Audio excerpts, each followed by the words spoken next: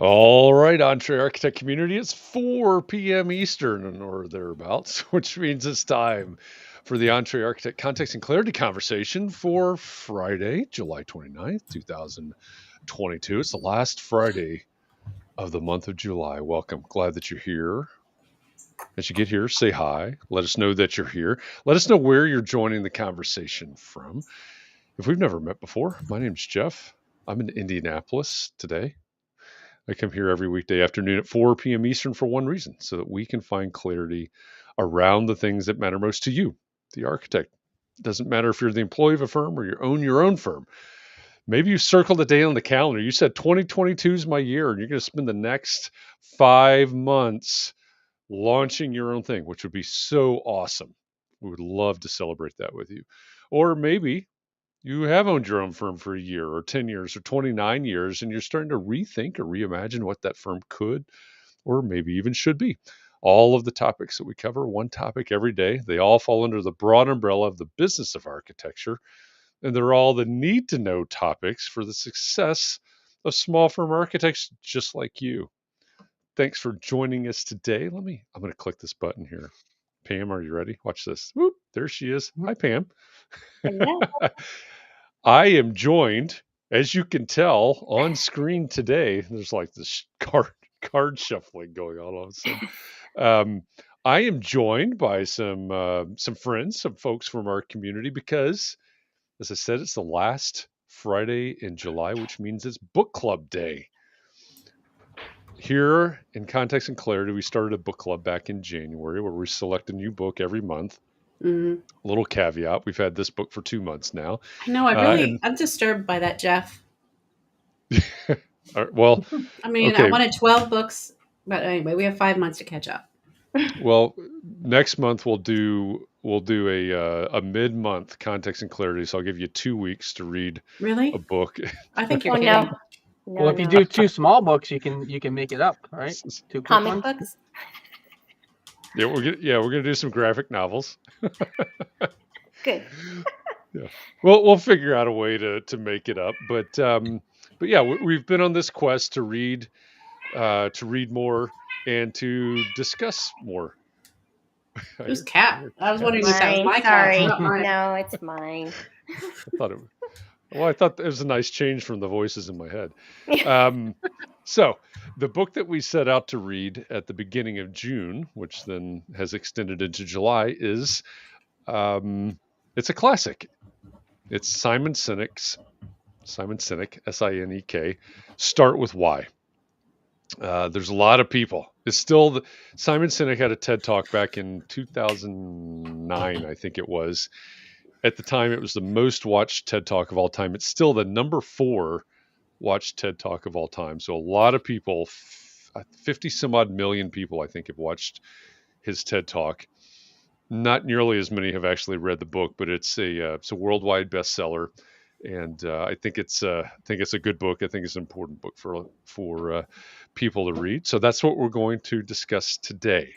So with that, as usual, let me say, if you are on Facebook, somewhere on Facebook, and you're commenting away, you're typing away in the comment section, and they're not popping up here on the screen next to us, that means that because you're in a private Facebook group, you need to give Facebook permission to let your comments out. So there's a URL at the bottom left of your screen right now, chat.restream.io/FB, which is a lot like Facebook.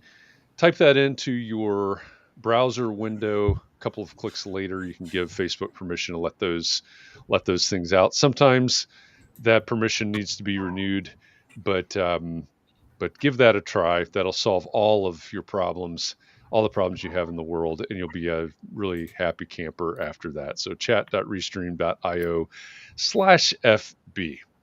All right, let's see who else is, before we introduce everybody on the screen, let's see who else is in the room with us. Scott Thrift says it's a foggy day on the dock of the bay. He's got his feet in the water.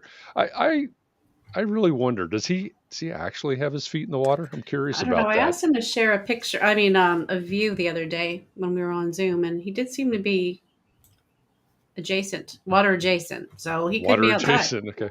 Well, and he says, isn't it Shark Week? Yeah, you might want to be careful what you dangle in the water over there.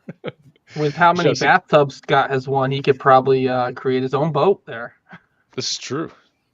We're gonna new rule. Once you've won 20 crocheted bathtubs, we're gonna upgrade you from a bath.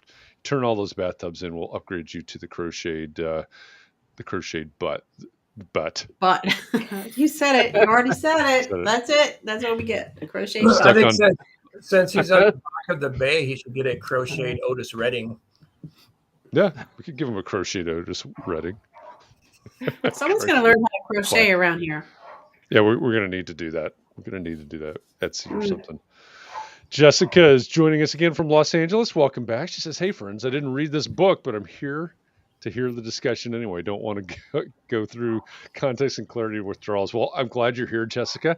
And obviously, you can participate in the conversation. We're probably going to raise some questions here. So thanks for joining us. Christian says, sorry I'm late. I didn't read the book.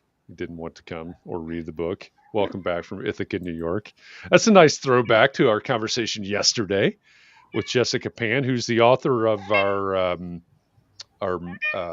May Context and Clarity Book Club book, which was Sorry I'm Late. I didn't want to come. So that was a good conversation yesterday. Jefferson, welcome back. Also from Los Angeles. He's starting with why. He's sorry he has to leave early. Starting Mark with LePage, now. welcome. And Scott says he just bought his lottery ticket. Okay. 1.28 billion.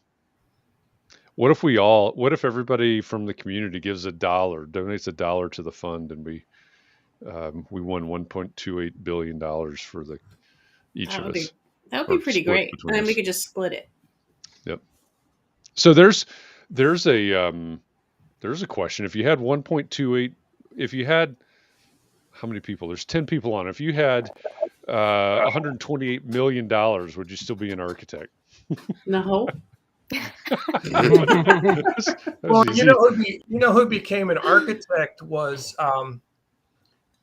you remember that architect Gwathmey and Siegel, right? Yeah. Charles Gwathmey.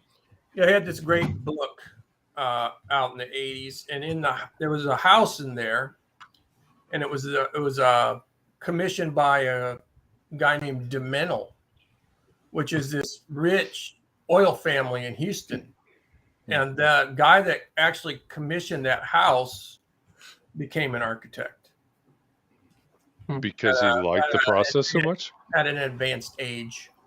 Like he was like, I don't know, 50, 60 maybe. Yeah, that's pretty old. Really old. I know. Wendy Brown, welcome back from Western Massachusetts. And Barry Reed, good evening. Cheers to you over there in Scotland. He says he's read this a couple of times, but my kids are trying their hardest not to go to bed, so might not hear much. You should put them on screen, Barry. The link is in the comments at the very top. Just go to that link and put your kids on screen with us. And Scott says, yes, he'd still be an architect, and oh man, the projects. Yeah, maybe that's all of a sudden you become architect as developer. Yep. That'd be all right. Yeah. That would be. All right. Well, welcome everybody. Glad that you've joined us today. Again, it's the last Friday of the month, so it's Book Club Day. And the book that we've been reading the last 2 months, actually, at this point, is Start With Why by Simon Sinek. So what's the first question that we should ask about Start With Why? I'm not going to ask you what your why is. I'm not going to put anybody on the spot, but That's good. Any How about what surprised you? Go ahead. Oh, okay. I was gonna say, like, starting the first question, maybe, right with the first chapter. Do you manipulate people or do you inspire people? Manipulation works is a little easier. Yeah. I think that's a really great question. And if anybody that has not read the book, it's a book about leadership. It's a leadership book, but it's often used and translated into marketing and sales and others. And yes, manipulation versus inspiration is that's a great question. And I think it part of the point is if you are leading in some way, inspiration is the way you need to go because it fosters loyalty, et cetera.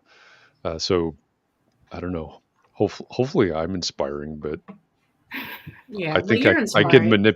I think I could manipulate some people too It's good to have both skills. in certain contexts. Yeah.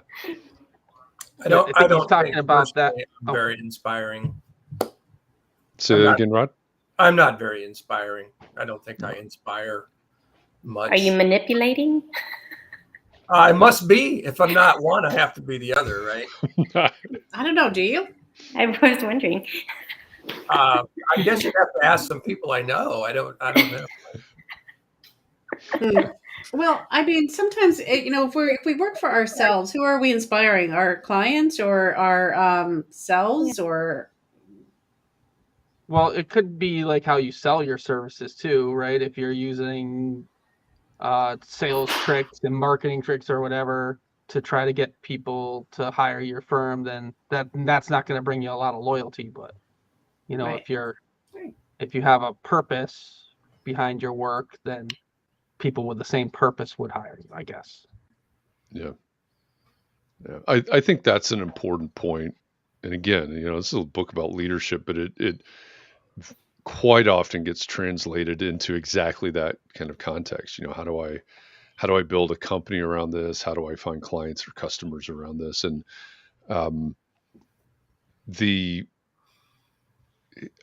I think, when it comes to this profession, so many of you are relying on repeat customers, and this is not a indictment in any way. This is the profession. It's so much reliance on repeat clients and or referrals.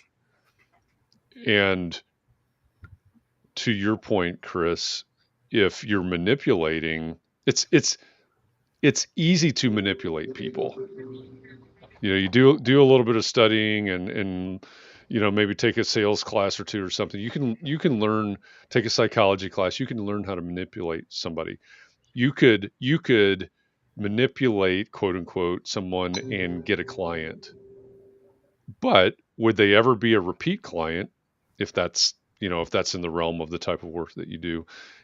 Or would they ever refer anybody else?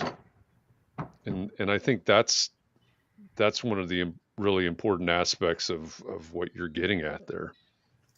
Well, one thing about inspiration, when I think of inspiration, I usually think of situations that are spontaneous. They're not, if something is really sort of planned out, I don't think it can truly be inspirational because it takes on that manipulative aspect. Whereas when I think of inspiration, it's like, okay, guys, we've got to take Hamburger Hill now, kind of thing. And you get the troops riled up and they go, seize the day and win the victory. So that I always kind of look at, think of inspiration as something more spontaneous and less calculated. And I don't know how you do that. It's like in a moment kind of thing to be truly inspirational. Does it need to be positive to be inspirational? Like, I want to make a whole lot of money. Like I'm inspired by wealth or something like that. That seems generally shallow or not inspirational. But if you're saying, I'll make you money too and take you with me, that doesn't sound like the right route. So does it need to be positive for it to be effective, I guess, or long lasting? Or well, in the book that's a consequence of the asking your of the why question, right? The result is whatever, profit, success, fame, whatever. Those are all consequences of what happens, after that why you find your why. I Yeah. guess. Yeah, well, as you say, why is the belief, and the how is the actions, and the what is the result of those actions? Did you take notes, Chris? Looks like you did. Are you reading the Cliff Notes right now? So, I might. Chris, can you say that again? So the why is the Why is the belief? belief. How is the actions that you realize that belief through? And then the what is the result of the actions. That's fair. So, don't talk about what you do, because that's just a result of the actions, right? Okay, so can you give an example in our case? What would be our what? Why would be your what? No, what would be Well- why not? No, Well, just let's what's take the what? let's take Pam's example of making lots of money, right? That would be the what, right? But maybe Oh. the why would be So the what complete isn't like freedom to do whatever you want, sort of thing. And then the how is however that Get there. that finance person invests the money, right? See, in your case, Chris, I'm thinking like as architects, what is our what? Like is our what? Like it seems to me your why is not your why is having the built environment be as well built as possible, or I don't know how you would put it, but something like that. Yeah. But then the what might be just the buildings you produce, or your drawings and specs, or what's your what? The what would be, I think the what would be the client's lives being better living in whatever we design for them, whether it's a house or an office building or whatever. Right. That's the what that we're getting to. That Jeff says it all the time, making our clients' lives better. So that's the what. Wouldn't that be The how is the architecture, right? okay? The But how is then the couldn't the why kind of be you're doing it to make people's lives better? I don't know. Yeah, now Yeah. I'm getting confused. Yeah, I mean the what, I guess maybe to translate it to architecture in a different way, the what would be the product, I suppose. Right? So the building. These, yeah. So maybe if you take housing as an example, trying to make something up here. Take housing as an example. We design accessible housing or something, and then the how might be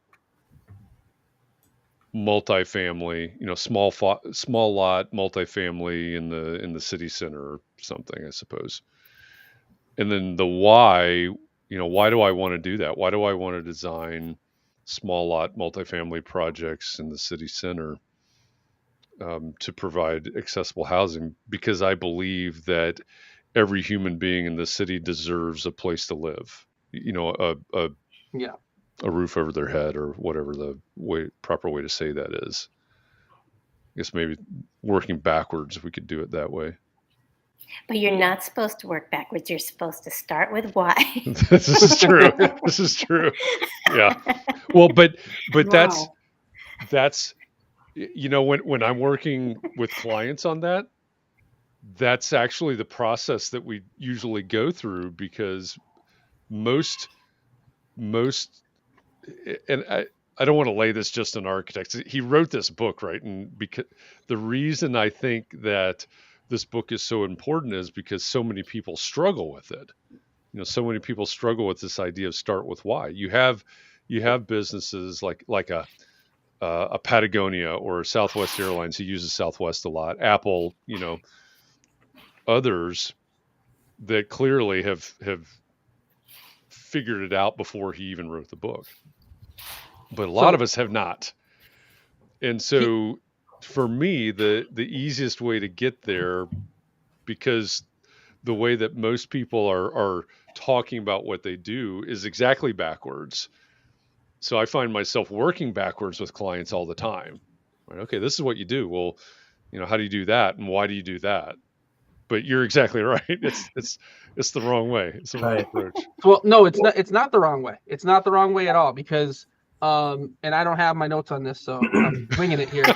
But it was in one of the last chapters. I remember the name of the chapter is "The Origins of Your Why" or something like that. And he talks about Chapter 26. Oh, is it okay? No, I just- He said something along the lines of your why cannot be a goal that you want to get to, and then you formulate the steps. You have to look backwards to find your why. I don't remember exactly everything else he said in the chapter, but I do remember that. Well, it's like a reverse engineering almost. Yeah, right? exactly. Yeah. And speaking of reverse engineering, I'm going to make a little comment that I talked about this morning.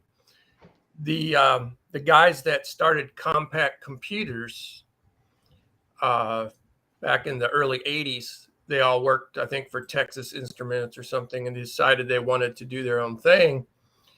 And they didn't necessarily think about starting a computer company. They were going to start a Mexican restaurant. That was what they were going to do first, and decided that that's probably not a good idea. We should probably do something we know how to do. So they decided to make a portable computer and reverse engineered an IBM computer, basically, and had a lot of success for a lot of years. So what was their why? Well, I think the why for a lot of entrepreneurs is just that. It's the ability, doing something for yourself, kind of regardless of what it is. Because we were also talking this morning about, well, why would you want to be an exterminator? Why would you choose to start an exterminating business? How could you have a passion about that?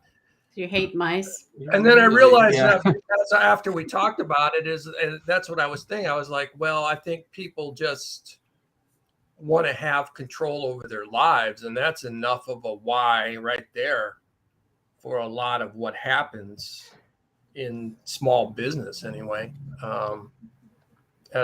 Because it's like, I don't want to work for somebody else, or I got fired and I want to find my own way anyway. And that's the why for a lot of the people that are in these rooms anyway. I think that's a very realistic comment.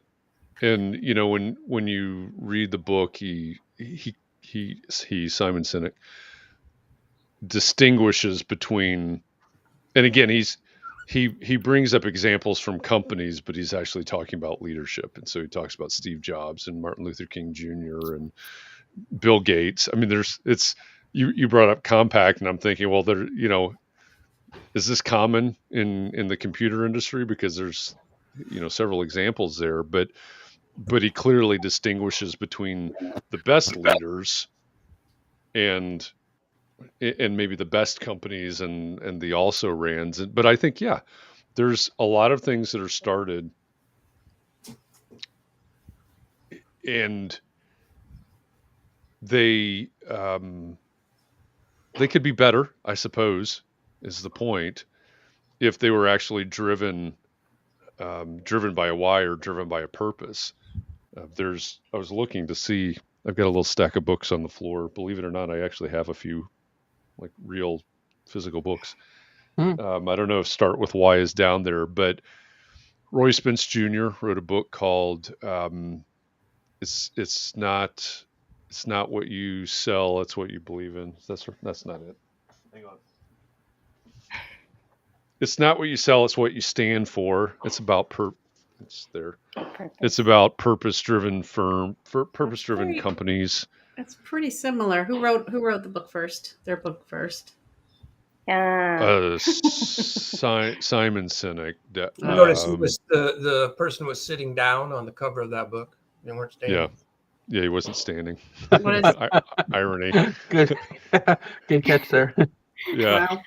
Wow. Jim Stingle wrote Grow, which is all about purpose-driven companies. All three of these books, yeah, they take a different they they have a different why for each of these books. Simon Sinek's is really about leadership. Jim Stingle's is from the point of view of the former chief marketing officer of Procter and Gamble, looking at the best performing companies over time in the world, studies, purpose-driven companies. And then Roy Spence Jr., he talks about his clients. I can never remember the acronym of their advertising firm down in Austin, Texas, but they're all talking about the same thing on slightly different planes, slightly different tangents. And in all three of them, and there's definitely some overlap between start with why and it's not what you sell, it's what you stand for. But for the most part, all three of those books have different examples of different people and different companies, and every single one of those examples is widely noted as the best in their segment, in their industry, whatever their context is. And the common thread in these three books is that purpose or why. What's interesting on leadership in this book, and this kind of, I guess it's not that surprising when you look at the example or some of the examples that he mentions, but he says something along the lines of, it's not the job of the leader to come up with all the best ideas, right? It's right. To create the environment for those ideas to be, to be born from, right? And so that's hard for architects to accept, because maybe you're not the one doing the design, but you're setting up the environment where your employees or whatever are inspired to come up with the best ideas. So. Or execute on, because there's the why person, the how person, and there's the why, the how, and the what person. So we need all the people, right? Mm-hmm. So how do you lead yourself if you're sitting in your office, in your spare room in your house, and you're trying to move forward with these things that we're talking about? How do you lead yourself? Well, maybe you just have to put on your different hat. Maybe the hat that you're wearing is your execution hat. There you go. And now that's the hat that you wear when you create the environment for your good ideas to happen. That's a good idea. Right. I like that idea of actually having different hats while you're doing different things. That is a good idea. I've just got to call timeout real quickly, because for those of you, many of you know that we had Seth Godin as a guest on Context and Clarity Live 2 years ago, probably now. I don't know how many of you noticed, Seth Godin is famous for his glasses. Mm-hmm. I don't know how many of you noticed that he changed glasses in the middle of Context and Clarity Live, because he thought, And so Rod is our version of Seth Godin. With his hats. Wait. All within reach. There you go. Oh. Nice. Yeah. So I was thinking while I was reading the book that maybe architects start with why without really realizing that we're starting with why. That's because that's where we start. Like we do what we do because of a reason, as opposed to being a computer manufacturing company or something like that. Does that make any sense? Like what Janine's comment here just reminded me of that. Want me to put it up? Which one? Yeah. Throw it up on screen. Close that. All right. So I also do my best work when I can truly dig down to the why of each project, because every homeowner has different goals. The why for a family home where people are going to live full time is very different than the why for a retired company or couple who are building a vacation resort for their extended family. And the design should be different to reflect those goals. So should we have a why as a firm and then a why as per project? I think yes. Right? I think yes too. Yeah. Yeah, Mhm. I think yes, Lot but of I'm just saying hats. that I think it's easier for us to figure out. Maybe we don't think about it, but it's easier for us to articulate our why because assuming we have one. So going back to your original point, and I don't forget exactly how you said it, Catherine, but it strikes me that many architects would have a strong why, because in my experience, many architects are very passionate about what they do and why they do it. I don't think, also from my own experience, I don't think that means that many architects are good at articulating their why. Right. I think we're not good at articulating it. But at the same time, in the book, Simon Sinek references Steve Jobs all the time and Martin Luther King Jr. at the same time. And if you've watched the TED Talk, you know that he talks about the Wright Brothers versus Samuel Langley. Samuel Pierpont Langley, and others. And every one of those examples are people that are really passionate about something, right? About being the rebel that's going to revolutionize the world by with the Apple, different Apple products, I guess, eventually, or social justice, or the first flying machine, or all of those things. So I think that's really what it is. It's the passion for why you're doing this. And yeah, there are plenty of people whose passion is, I lost my job and I've got to survive. But does that extend, at what point does that stop carrying the organization at that trajectory? Well, it was interesting when they had the story of Walmart and how it had a strong start, and he started that from his wife, from Saul Price, and then how it just didn't hold the test of time because the kids or the grandkids, whoever, changed it up and made it about money, so they lost their why, and that's why they don't have the reputation they once had. So you do have to hold on to some kind of. They lost their why, I guess, when they lost him. So that's a great example, a great corporate example, and that comes back up in The Infinite Game, which is Simon Sinek's third book, and he tells the full story. I forget who the CEO was, but it's amazing to study that, because this is different, right, than Rod's question a minute ago, sort of the polar opposite, because you get this huge corporation. But the CEO that came in, even from the day that they were introduced as the new CEO, just the way that they rephrased what Walmart was about and what they were going to do, et cetera. They were putting the shareholders first, and so on and so forth. I've actually included this in a talk that I've done a few times, where you can watch the trajectory of that company, and when he comes in as CEO and makes some seemingly very subtle changes, but it becomes the polar opposite of Sam Walton and why they created Walmart. It falls off a cliff.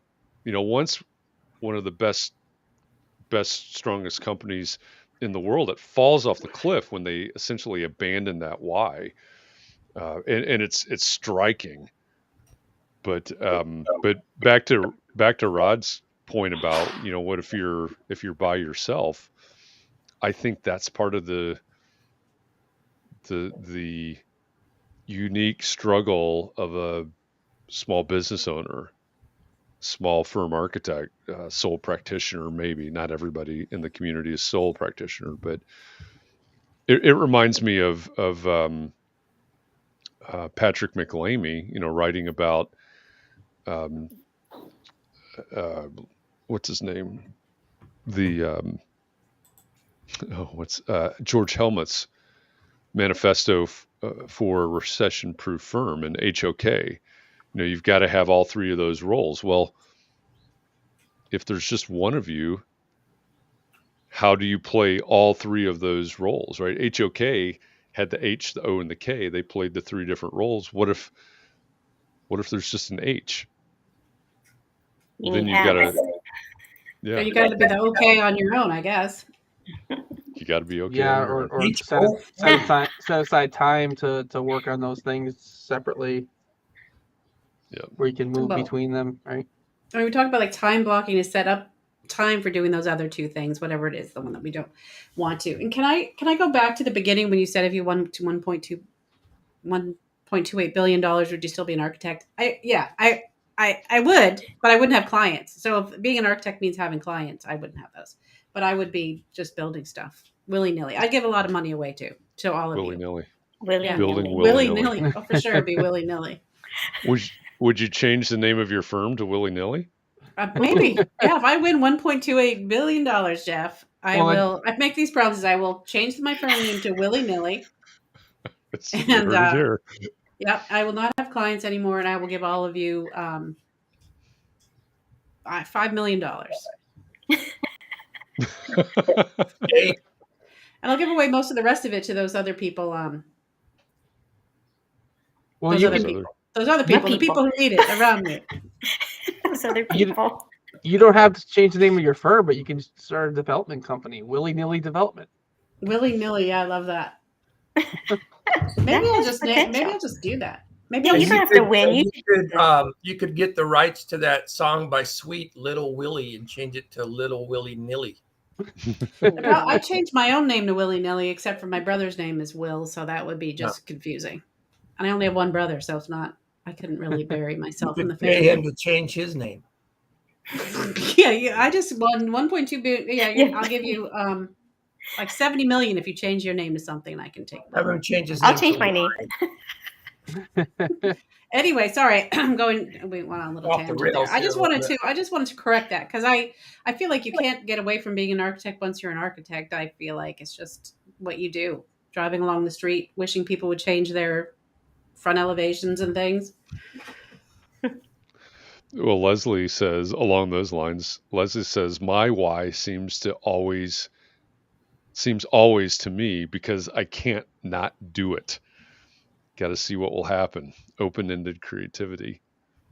Yep. I think there's a lot of architects that feel that way. Wendy had a great comment too, because it's, I think this kind of gets into the implementation. If you know what your why is, then what do you do? She says the megaphone part is what I'm having trouble with. My why is easy. I'm supposed to be getting the word out.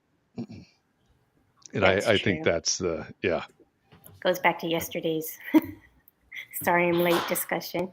Yeah.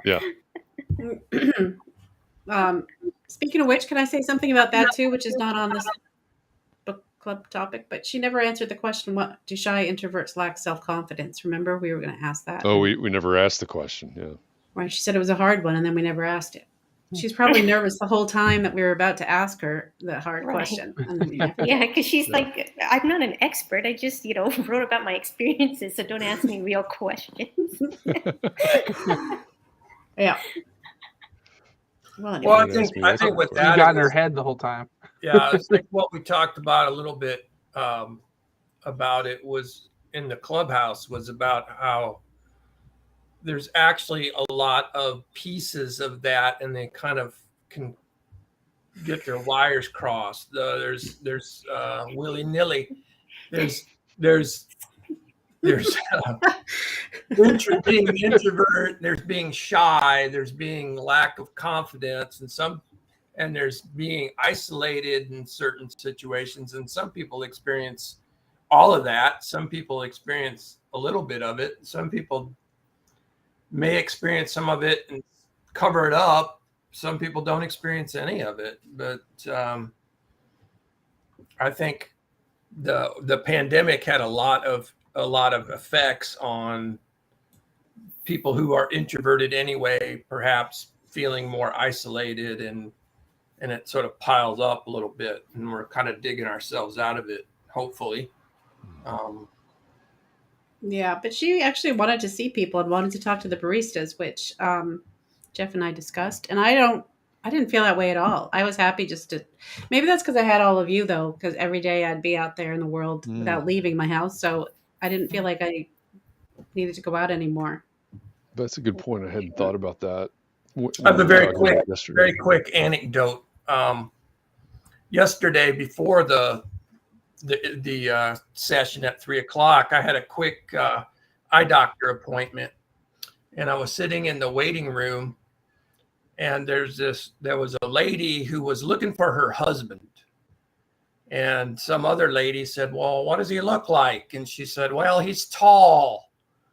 And they looked at me, and I said, "My wife's in Puerto Rico," and that started the conversation. But then one of the two ladies that was there got up to go into the exam room, and then this other woman's like, "So who do you think Trump's gonna pick for his running mate?"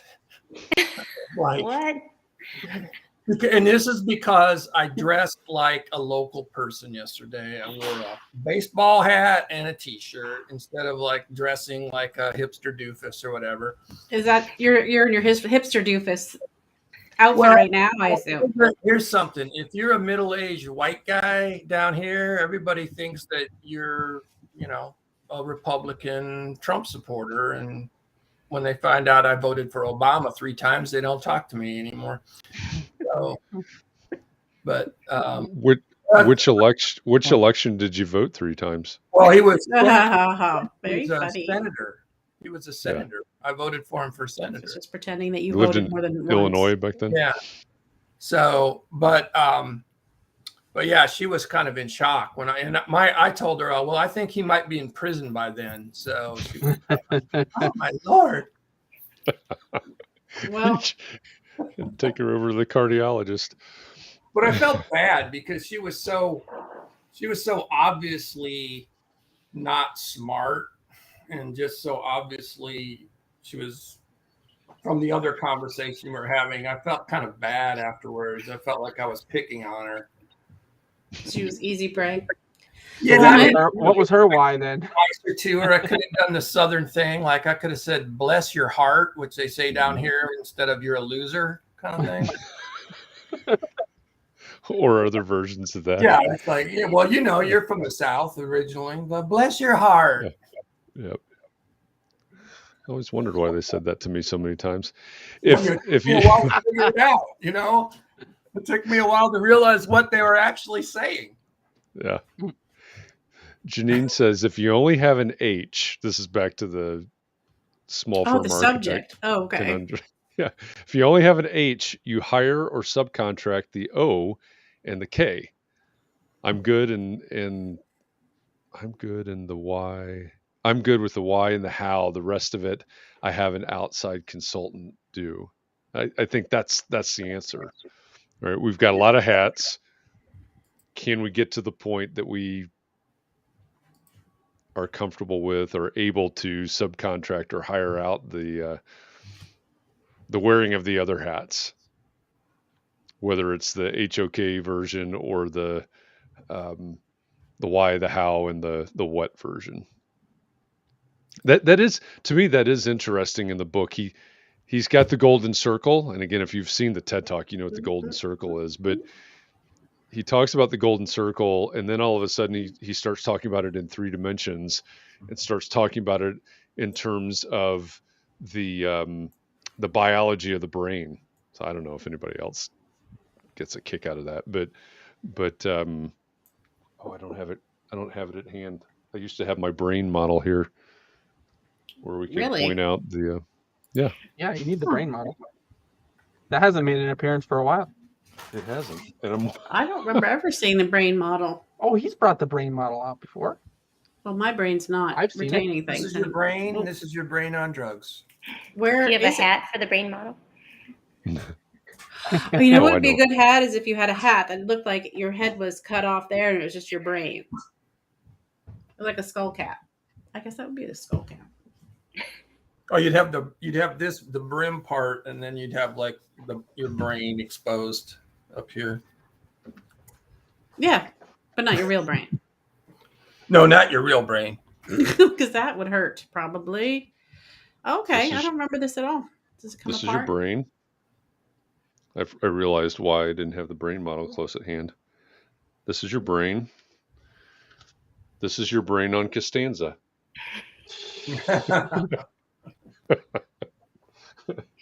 And with that, thanks for joining us. Wow, all right. But I haven't I know this is one of your favorite books, Jeff. Yeah. Yeah. And that's fine because that's what makes the world go round, right? We all like different things. But I felt like it was one sentence. We could have moved on from that after that, his one sentence that people don't buy what you do, they buy why you do it. And I feel like, okay. And I could have gone and done something else for a long time. I get that too, Catherine, or maybe watch the TED Talk. But then there was some things in there that that I wasn't expecting, like don't hire employees for their skills, hire them, if they believe what you believe, or the whole section on trust. I wasn't expecting that. I mean, we could probably have a whole hour-long discussion on his thoughts on trust, and just doing your job or doing your job well doesn't build trust at all, right? It's not like that's expected, right? Yeah. And that people only will trust you if they think that you don't have some sort of ulterior motive of personal gain of some reason. And okay, I don't remember that at all. I must have not been paying attention when I was listening to that. That was like right in the middle. After the first sentence. Yeah, exactly. You got to the second time. Yeah. The second time he said, "People don't buy what you do; they buy why you do it." You stuffed us or reading. I guess. Yeah, I was thinking about that $1 billion. Yeah. She was daydreaming. But I told the story earlier this week about the firm that I interned at that maybe did some shady things, and when I read that section on trust about being motivated by self-gain, I thought of that firm, right? I thought that firm was only motivated by keeping their image and making as much money as possible. And so I was thinking, as I read that section, like, people probably don't, well, I know for a fact that people didn't trust that firm and that person that ran that firm. So. Yeah, and when you get to, I mean, to me, it's a super. Well, obviously, I mean, my career's kind of built around this, but I think it's a really interesting business dynamic. And I'm not trying to throw anybody under the bus here, but there's a conversation going on in the Facebook group right now where somebody said, I think that if every project, I forget exactly how they put it, but if every project that required a permit required an architect, people would value architects more. Oh yeah. No, yeah. And I again, no offense to anybody out there, but when I read that, my head starts exploding. I have to walk away for 3 days, count to 130, and then come back, because when you're talking about trust, when we're talking about value, people, first of all, people rarely value the things that they're required to pay for. True. And that's exactly what you're saying, right? You're required to hire an architect for this. You're required to pay an architect for this, is what I hear, as a consumer, as a potential client. I don't value that. No. If we've ever said, yeah, you don't value a trip to the DMV, right? It's like, right.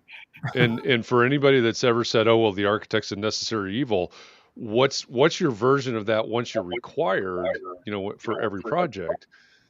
And so, when it comes to what people actually value, if they can make some sort of emotional connection, like, oh man, I love this. I love the way that turned out. I love the way this feels.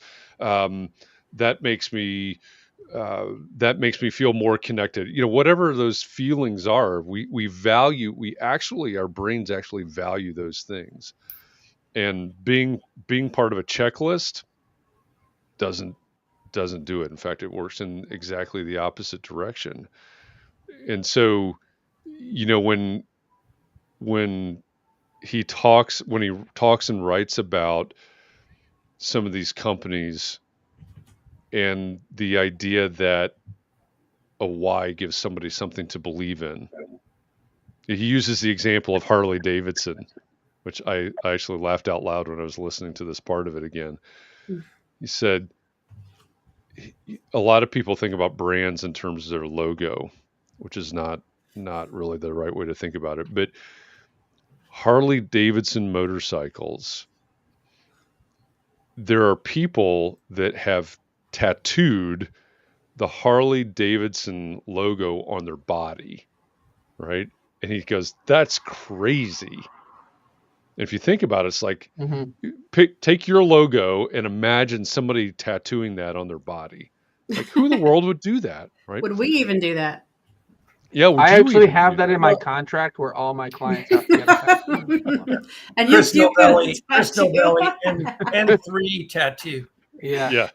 Well, Exactly. you know right what? here, When he was talking about Harley Davidson and also Apple in the book, he did get around. He did get around to this, which is the whole early adopter identification, which I find that's true with. I found that true with Apple a lot. But when I was in college, the second time when I lived in New Mexico, I worked down in this tourist, like where all the tourists came, like Old Town. I worked down there. And there was like, they have these conventions come through, and there was like a Harley Davidson convention, like gathering, like a Sturgis almost kind of thing. Yeah. And it's so funny to me because on one hand, the people who identify with Harley Davidson and riding their Harleys and all this see themselves as these rebel individuals usually. But take several thousand of those people and put them together, and they're all dressed exactly the same way. They all have half of them probably have a Harley Davidson tattoo somewhere on them. Mm-hmm. They've all got a Harley t-shirt. They've got a bandana. They got a leather vest, and there was like no individuality there at all. It was like this almost like a cult of personality or something, identified with that product. And I always thought that was funny. And Apple's kind of the same way, and now Tesla's kind of the same way. Mm-hmm. And that's, part of his point is that level of loyalty, he never says it this way, but that level of loyalty is very lucrative, right, for those companies. Right. And, going back to repeat clients and referrals, again, I've said this before, most firms will say somewhere between 60 and 97% of their work comes from repeat clients and or referrals. And so how lucrative would it be if we inspired people to tattoo N3 architecture on their forehead, right? That if you were able to spur a movement where people were willing to, wanted to tattoo your logo on their bodies, all of a sudden you've really energized that repeats and referrals dynamic. There was something when he started talking about the railroads. I wrote this down because I was going to bring it up today, and I left it upstairs. But he talks about, at one point he's talking about the railroads and investing in tracks and in locomotives and all of these things, right? They were all in on being railroads, which at some point caused them to miss out on the fact that you're not just railroads, you're potentially, I forget how he said it, but you're potentially mass transit or something larger Yeah, I think that's what he said. than a railroad. And right after that, he talks about the fact that it's the industries where the majority of the companies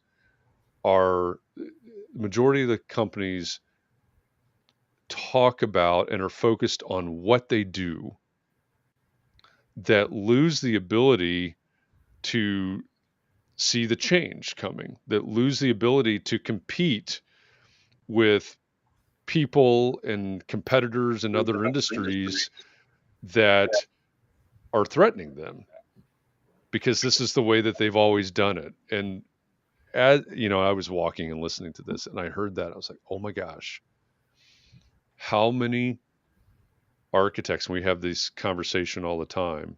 And again, I'm not trying to throw anybody under the bus, but how many architects Under the identify or under the mass transit, how many architects identify simply as I'm an architect, or I design houses, or I, what I do.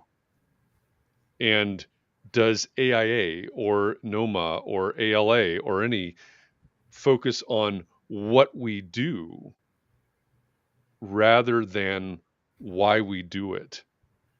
When he said that, it's the industries that are focused on what we do that struggle to have the foresight, or however he says it, to see the change coming. And that's what kind of hit me in the face as I was listening to that, is that's a real danger here. If we're not, we as individuals and we as a profession are not focused on the why. Those are two different whys, but or multiple different whys.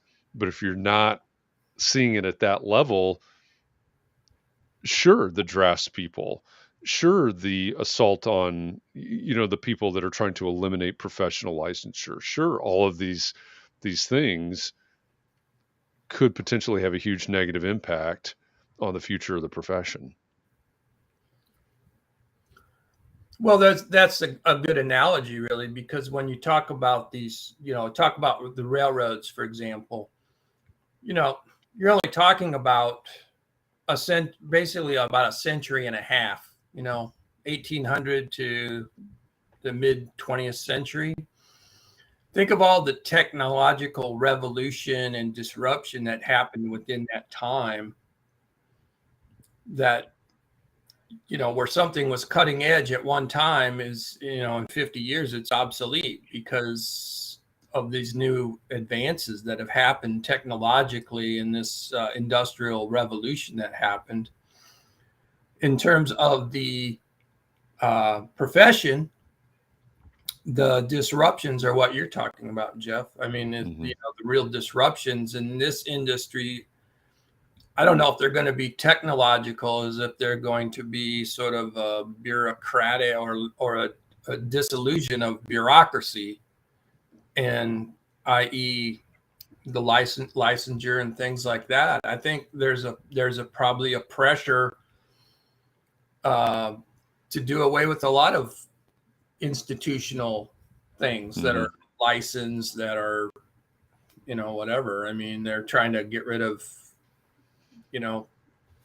government workers and replace them with hand-picked people. So I could see that. I could see a real sort of attack on professions because, I can I can do law. I can be a lawyer. I don't need to be have a law license. I can be a lawyer, kind of thing. Yeah. I can defend myself. I can defend myself in court, without any kind of law degree.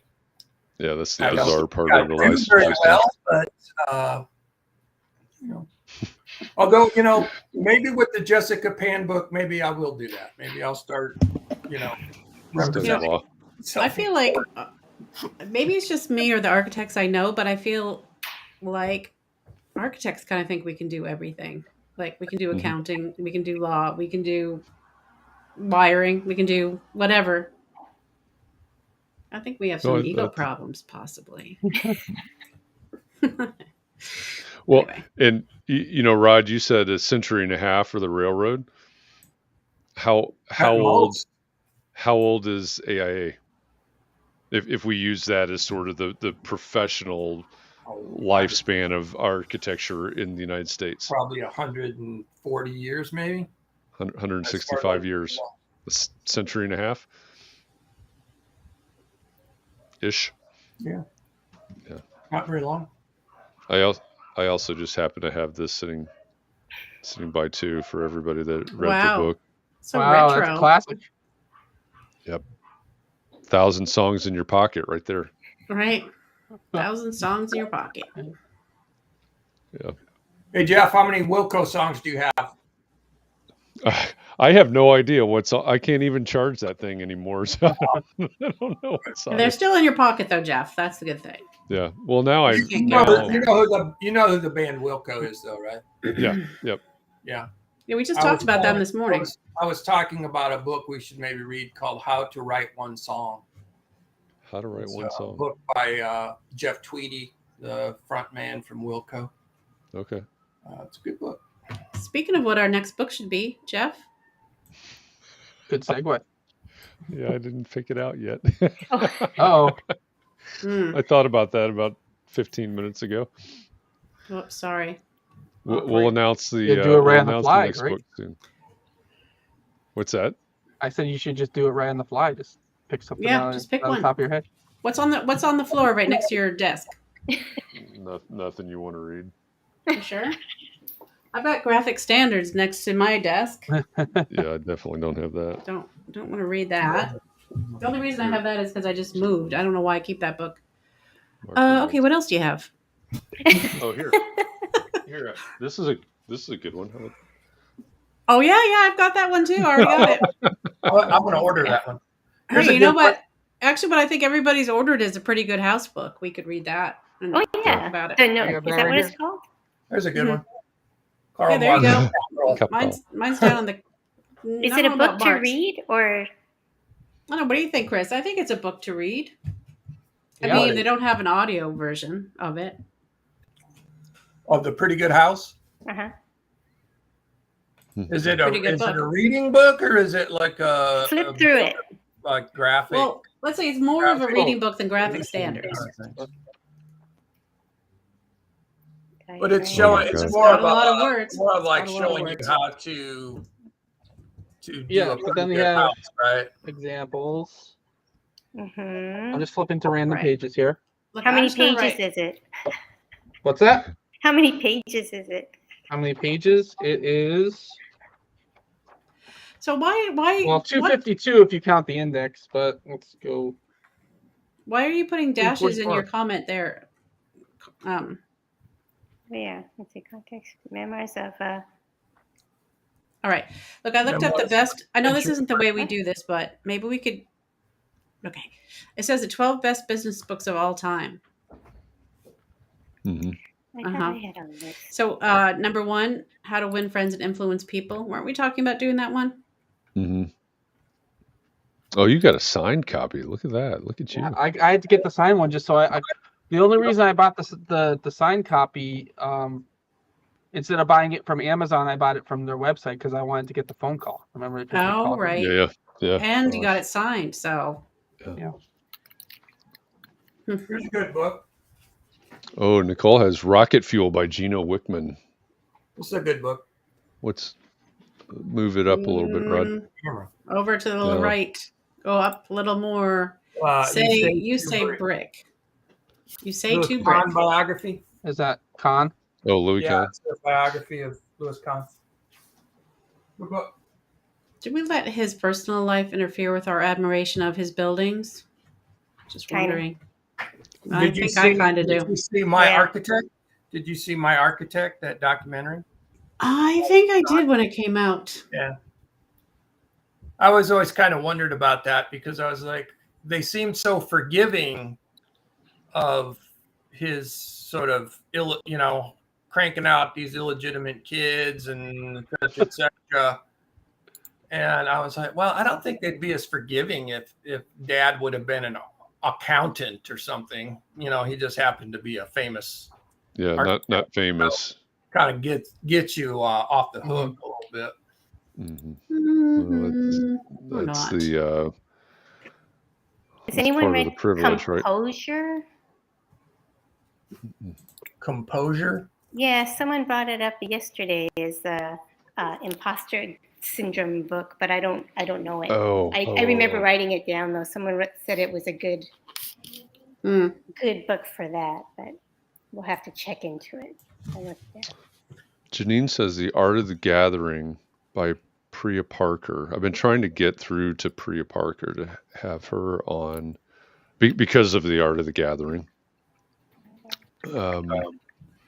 Braiding sweetgrass is supposed to be good. I know Jay Caroli has brought up braiding sweetgrass in the past as well. What is it called? Braiding sweetgrass. Let me find it. There we go. I think I Braiding actually sweetgrass. have it on audio, but I haven't listened to it yet. Yeah. Is that some kind of Zen book? Is that like a Zen chop wood, carry Some kind water? of one of those crazy Zen books. I don't know. Let's see. It is. I think it has to do with living in harmony with nature, but Indigenous wisdom, scientific knowledge, and the teaching of plants. Oh, wait a minute. That's different. No, that's it. I think that sounds like it. That's it. Oh, that's the subtitle. Got it. Braiding Sweetgrass, Indigenous Wisdom, Scientific Knowledge, and the Teaching of Plants. It's a 2013 nonfiction book by Potawatomi professor Robin Wall Kimmerer about the role of indigenous knowledge as an alternative or complementary approach to Western mainstream scientific methodologies. There's a lot of big words in that sentence. It's probably more in the book, too. Probably a lot of big words in that book. Pretty sure. I'm back to the pretty good house. I have a pollinator-friendly yard, by the way. Me too. Oh. Do you have sweetgrass? I got a lot of weeds right now. I'm a little behind. It's been like 100 degrees every day, so. Yeah, the grass is pretty crunchy over here. I don't usually have grass. Do people water grass? I guess, because mine's dead now. I refuse. Spray paint it. Spray paint it. To me, summer means crunchy grass anyway, so I feel at home with that. Let's see. Matthew says, a more beautiful question. Wendy says the braiding, I think this is related to braiding sweetgrass. It's got short stories from native culture. Janine says color of law, but that's a slog of a read, she says. No thanks. It's hard. Art with slog. I'm working on that one. Art of the slog. That would be awesome. Start with slog. Oh, start with slog. Slog or slaw? I had some coleslaw last night, actually. Scott says grass watering is outlawed. All right. Well, we will we'll pick something, and Matthew says start ugly. That sounds interesting. Before Monday, we'll make an announcement.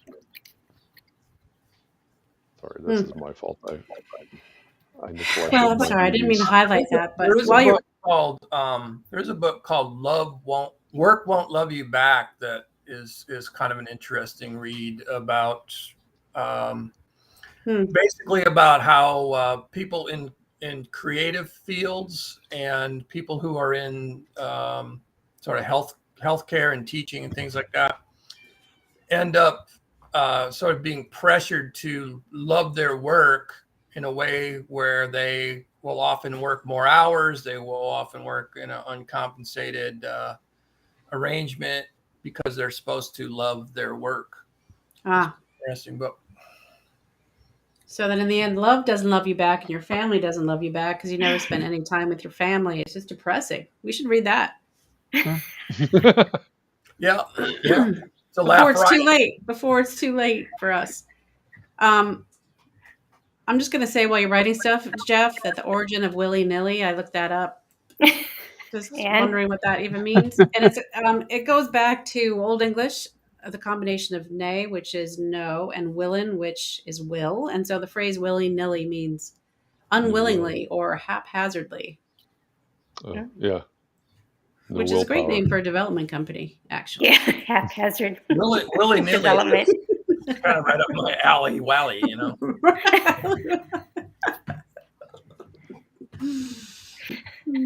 Alley Wally. This is It's just a good one. scrolling to see who. Yeah, now you have a whole bunch of suggestions. Now we're more confused. Oh, so grass watering is outlawed. All right. Well, that makes me feel better about my brown grass. Well, it Oh. depends on where you are. Well, where Yeah, Scott yeah. is. Yeah. Ours is, we can water at night. At night. At night. We can't wash our cars at home either. Mm. That's because of the car wash lobby. Yeah. Seriously, they're so strong. It's a cabal. Car wash cabal.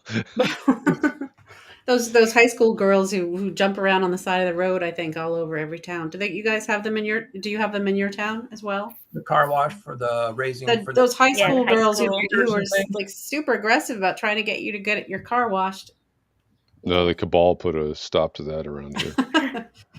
It's kind of like in the beginning of that movie Dodgeball, where they're trying to raise money. And Oh, that movie. that's a funny movie. Let's watch that again. Well, what about Christian's book, Jeff?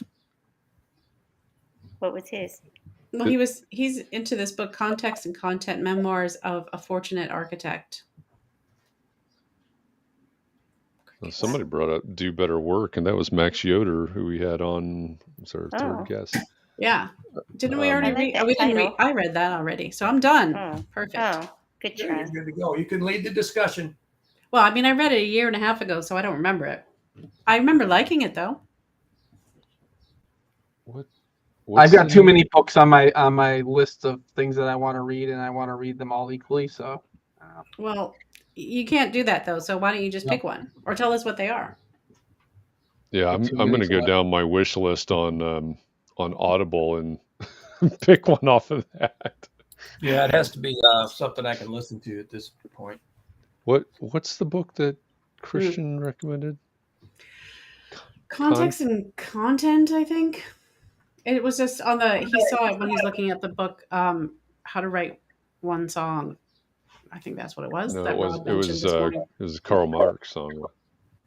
Oh, the the original one he mentioned. From this morning, you're talking. Context and Content: The Memoir of a Fortunate Architect.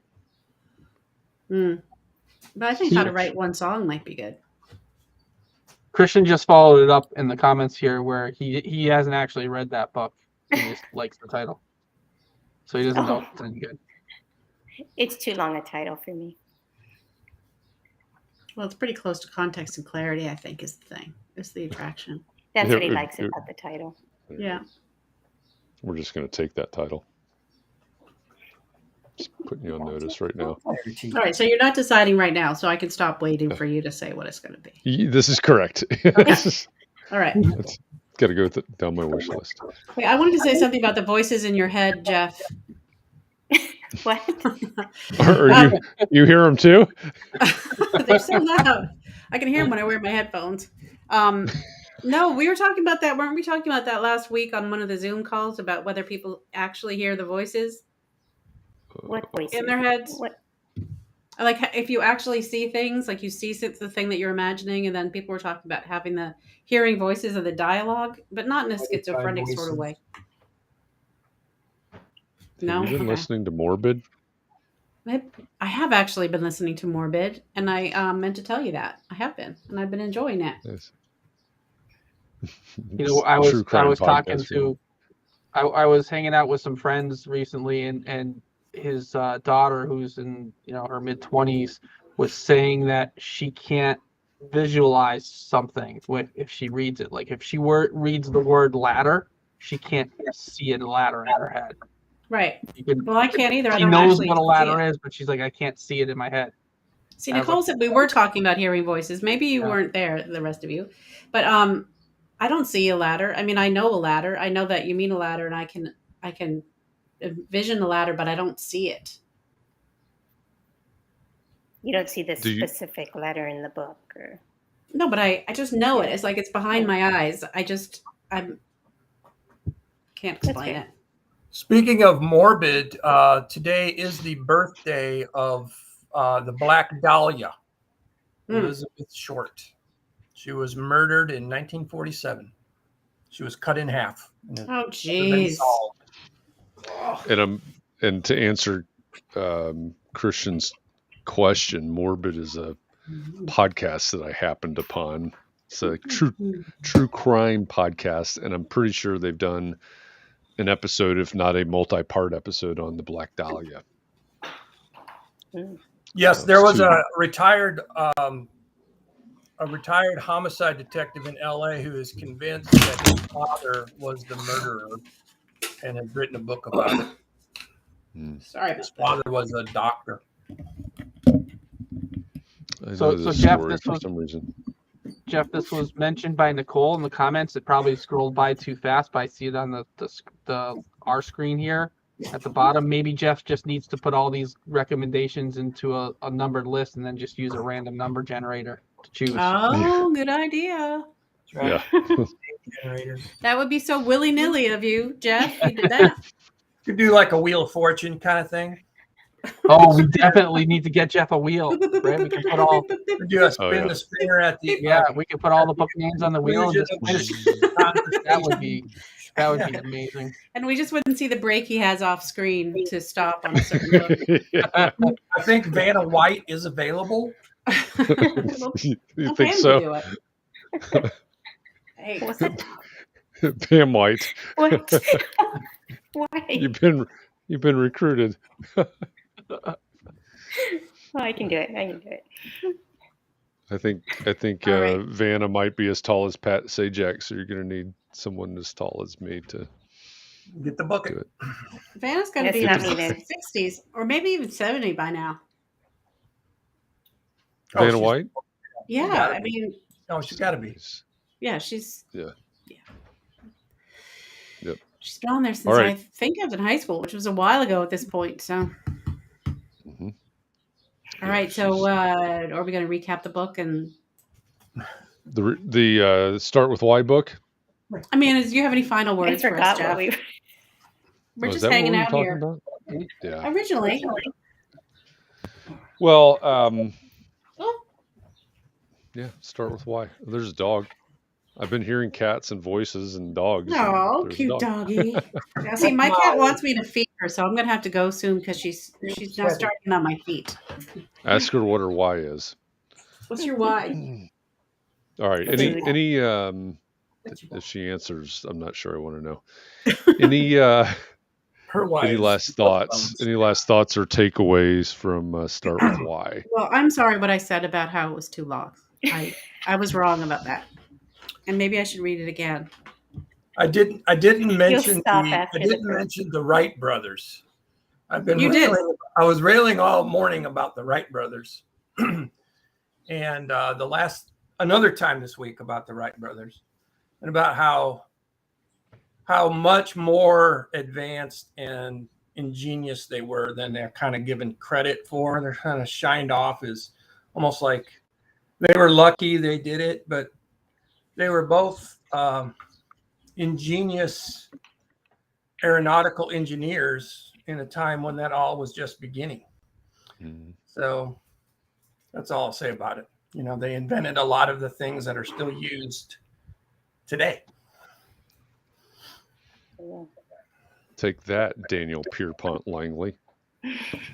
Take that, Mr. Langley. Rod's the only one who remembers his name, so yeah, everybody remembers the Wright brothers. Well, that's because my middle name is Pierpont. Oh, that explains it. Rodney Pierpont Warner. Named after him. Wow. It's not really, but my grandfather was named Orville. So not really, right? And my grandfather was named Orville. I never know when to believe it. That's true. Believe it's it. Possible. It's very possible. My grandfathers both had names started with O. Oscar? One was named Orville, and one was named Otto. Otto. Oh, I thought you were going to say Rittenbacher. That's not a no. Orville Rickenbacker. He was the World War I flying ace. That was Eddie Rickenbacker. Yeah. Well, Eddie's brother is the popcorn magnate.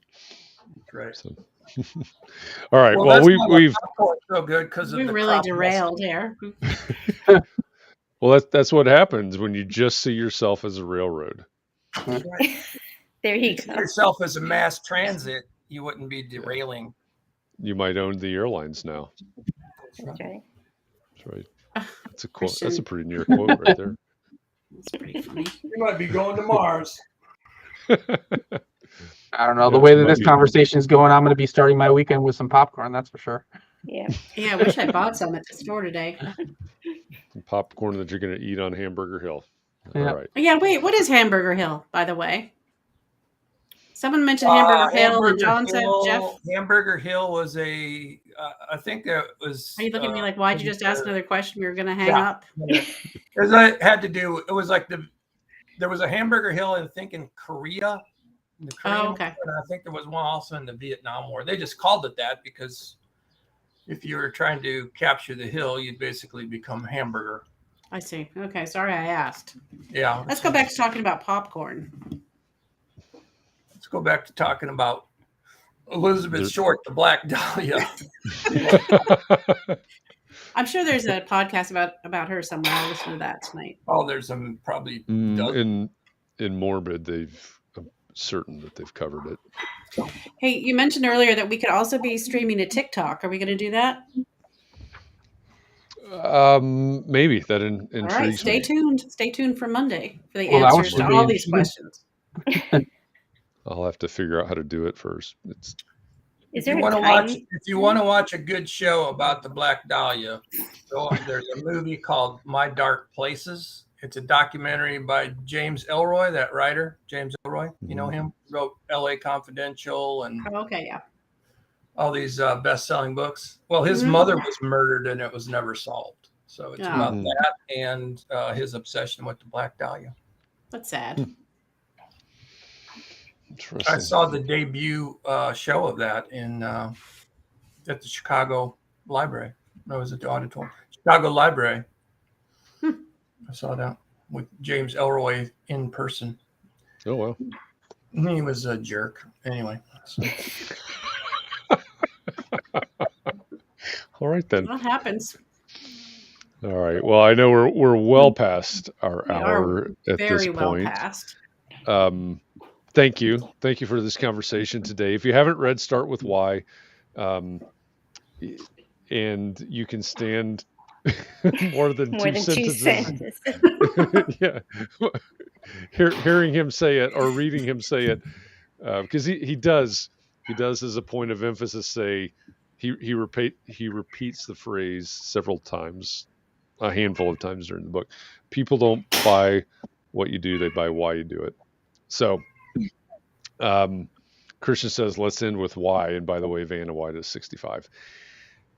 With that, thanks everybody. Next week for Context and Clarity Live, we will have as our guest Ian Motley from Blue Turtle, I think Blue Turtle Management Consulting. So I will post tomorrow morning all about that. And we'll look forward to next week. Until then, again, thanks for a great week of conversations and a lot of fun this week. Have a great weekend. Barry, if you're still out there, have a great night. Hopefully your kids went to bed. Be well. Stay safe. Keep those around you safe and well. Find some time to breathe and relax and a way to rejuvenate. You got to do that. We do this every day. So pace yourself. Take care of yourself. And we'll see you Monday, everybody. Do it every day, but not for an hour and a half. Okay. Not for an hour and a half. Bye.